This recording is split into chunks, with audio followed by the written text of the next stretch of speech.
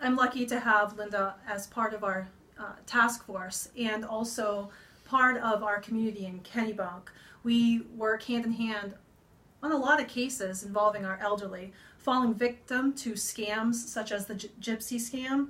We were talking earlier about a particular case, and I'll have her fill you in a little bit more on that. Yeah, we had, unfortunately, an elderly customer had a gentleman stop by, knock on his door, and ask to do some yard work for him. And our customer wrote a check. The person came to the bank to cash the check.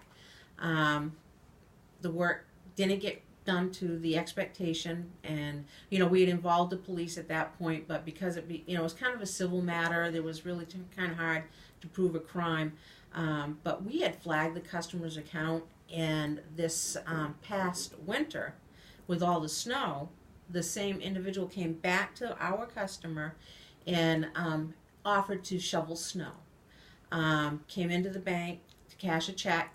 We had the account flagged, so the teller gave me a call, and I was able to call our elderly customer to remind them that this, wasn't, probably the person they wanted doing work for them, considering they had done scams in the past. Fortunately, because of our communications in the prior instance, we were able to get a hold of the police department, and they also intervened and were able to make a couple of arrests in the case as far as transient sellers not having their licensing in order. But more importantly, we saved the customer almost $600 to have a little walkway shoveled.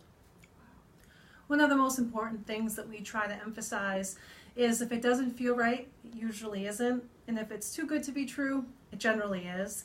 A lot of our elderly fall victim to those who they trust.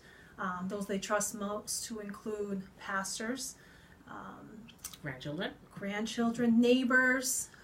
The statistics prove that 80 to 90% of all of the suspects involving these cases are people that they trust and or family members. So it's very important for them to reach out.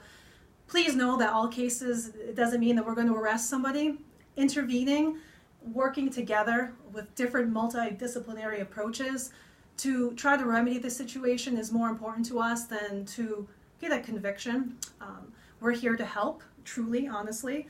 And if that means just having an intervention with people around the table and solving those problems, then we're more than happy to do that.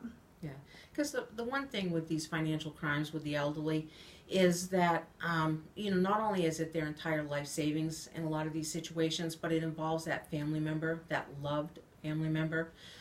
So you really have to handle the cases very carefully and very uniquely. Not everybody goes to jail because it may not be the best thing for the elderly person. It's bad enough to know that your money is gone, but to end up putting one of your own loved ones in jail on top of that, I mean, I don't think I'd be able to do it. So, it's kind of hard. So we have to really intervene and work with the customers and get them the resources they need, whether that be, through legal services for the elderly, which is, free to any Maine resident over the age of 60. Mm-hmm. So, getting them help and assistance, not just throwing bad guys in jail. Thank you very much. Thank you.